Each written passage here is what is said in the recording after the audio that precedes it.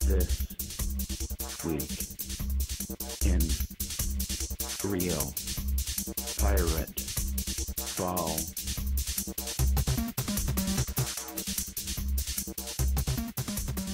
What's up, everybody? Greg Mercer here with This Week in Real Pirateball for week number 4 of the 2012 season. Let's get this party started. This week I'm starting out with the sudden change that's come over Pirates third baseman Pedro Alvarez.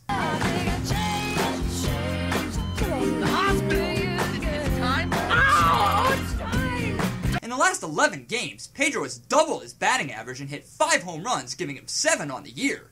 His OPS is now in the mid-800s with a slugging percentage near 600.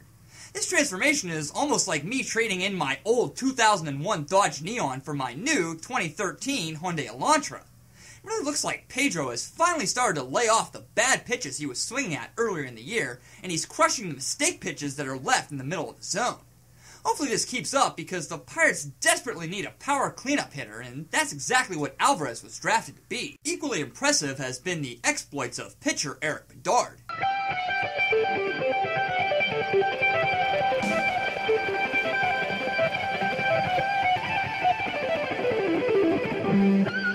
He's had the curse of poor run support early on in sporting a 2-4 record, but he's been quite good in the games he's pitched in this year.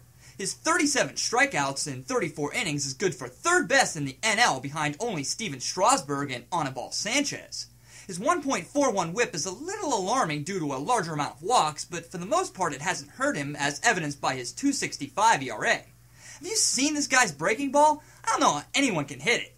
I sure hope that he keeps this up and doesn't get hurt. It'd be great to see this bucko Crue have a true ace in their rotation.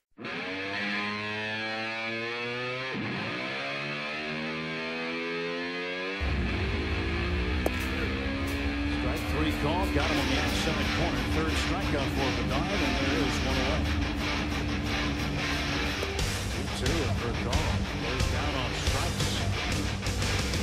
3-2 pitch, got him swinging. Here's the 2-2. Strike 3 call. The highway bond is a guy in need. Call to him, he's got a truck that needs been on. We'll start the dog. Rockies at the balls, bringing at their feet. Off the blue strike, going 93, but on. We'll start the dog. Ooh, are you ready, Broncos? Ooh, are you ready now? Oh, yeah. He'll stop the dog, he'll never stop. Oh, yeah. Maybe. Oh, yeah. We'll stop the dog till his arm falls off. Oh, yeah. Baby.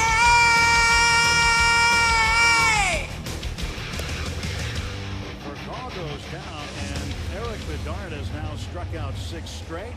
This week's been a rough one for center fielder Andrew McCutchen. On Thursday, he had to be removed from the game in the 4th inning because he became ill with a case of the flu.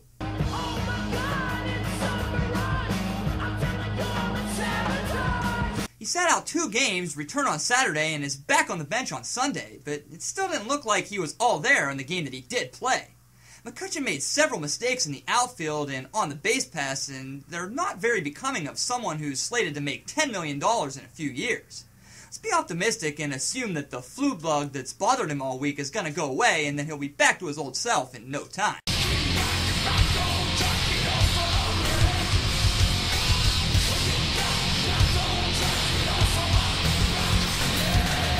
Evan Meek was optioned back to AAA this week, and Jared Hughes was called up to the big club. Meek just hasn't returned to his all-star form of a few years ago. The velocity of his fastball is way down, and without that, he's pretty ordinary. But I won't cry for yesterday. There's an ordinary world. Somehow I have to find. At 29 years old, Meek may need to reinvent himself if he wants to make it back to the bigs. On a selfish note, it may have been a prudent idea for GM Neil Huntington to see what he could get from Meek after his great 2010 season. With Joel Hanrahan as the closer, the Pirates were in a position of strength and may have been able to get a productive power-hitting prospect for him. What if you did?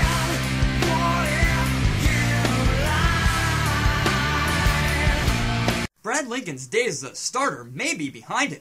He's been throwing out of the bullpen for a little while now, and he's been very effective in that role. He has 11 Ks in 10 1/3 innings with an ERA of 0.87 and a whip of 1.06.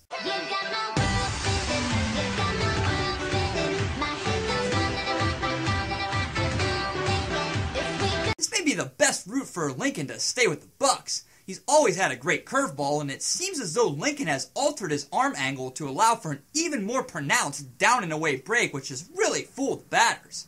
Combining this with the ability to throw harder fastballs for a shorter period of time, it could make Lincoln be a valuable reliever going forward. The Pirates finished the back end of a wraparound series with the Braves in Atlanta this week. Let's quickly look at the highlights through the use of the Greg Mercer Pirates machine. Last Sunday, the Pirates lost 4-3. Jose Tabata scored on a wild pitch in the ninth off closer Craig Kimbrell, but it wasn't enough as Tim Hudson won his first game back from the DL. On Sunday, the Pirates finally scored more than 5 runs in a game in a 9-3 blowout. James McDonald K'd 10 batters in 7 2/3 innings, while Pedro Alvarez and Jamico Navarro provided home runs in the effort. The Bucks traveled to St. Louis for a midweek clash versus the Cardinals. On Tuesday, once again, Pedro Alvarez went yard, but the Cardinals countered with 3 homers of their own to win 10-7. Charlie Morton had a rough start, giving up 5 runs in just 4 1/3 innings. The Pirates were slaughtered 12-3 on Wednesday. A.J. Burnett gave up 12 earned runs in 2 2/3 innings. No Pirates pitcher has given up that many runs since Herbert Hoover was president. The Pirates did salvage a 6-3 win in a Thursday afternoon tilt. Eric Bedard bested J-Mac's Sunday outing by picking up 11 Ks in just 5 innings.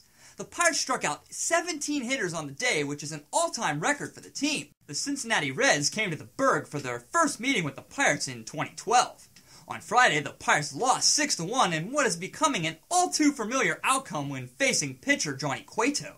He pitched another complete game, giving him a lifetime 11-3 mark against the Bucks with a 2.55 ERA. On Saturday, the Pirates won 3-2 in front of 33,000 fireworks-crazed fans. James McDonald was once again in command, giving up 1 undeserved earned run in 6 1/3 while striking out 7 batters. The Pirates turned 4 double plays, including an extremely idiotic tag-up attempt from first base by Scott Rowland. Neil Walker and Alex Presley both hit home runs, and Joel Hanrahan notched his 5th save of the year. On Sunday, the Pirates were shut out 5-0. Matt Lato seemed to magically find his form again in striking out 11 Pirates in 6 innings. They struck out 17 times in total. Charlie Morton once again looks to be regressing to the mean as he was hit early and often. He gave up 2 home runs to 2 right-handed batters, something he did only once last season. As the offense starts to slightly improve, the cruel balance of Pirates baseball is equally shifting to allow for some pretty bad outings by the starting pitchers. Even with Eric Bedard and James McDonald still dealing, and with Pedro Alvarez surging, it'll be up to the rest of the hitters to all click at the same time to win some games. Next week, a long homestand continues with 3 games against the NL East leading Washington Nationals, and the first 3 games against the team the Pirates are expected to handle in the Houston Astros. And now, for a quick advertisement. I've never done this before, but I'd like to ask a favor. If you enjoyed This Week in Real Pirate Ball, please tell anyone and everyone you know interested in the Pirates to check it out. It takes me a long time to come up with new ideas and produce these videos every week, and I think I do a pretty good job. I'm not a kid anymore, and I really don't have unlimited time, so I'm going to be real with you. I know the Pirates aren't a big draw, and I'm not a truly raw guy, but it might not be worth my time if only 50 people are watching these videos every week. So please, share my videos on Twitter, Facebook, or anywhere else that you can. I'm not making money off this, and I don't plan to. I just want people to have some laughs and reflect on their favorite baseball team every week. Follow me on Twitter @MercerBoy to hear my thoughts on Pirates baseball in real time, and thanks for watching This Week in Real Pirate Ball. I'm Greg Mercer. Later.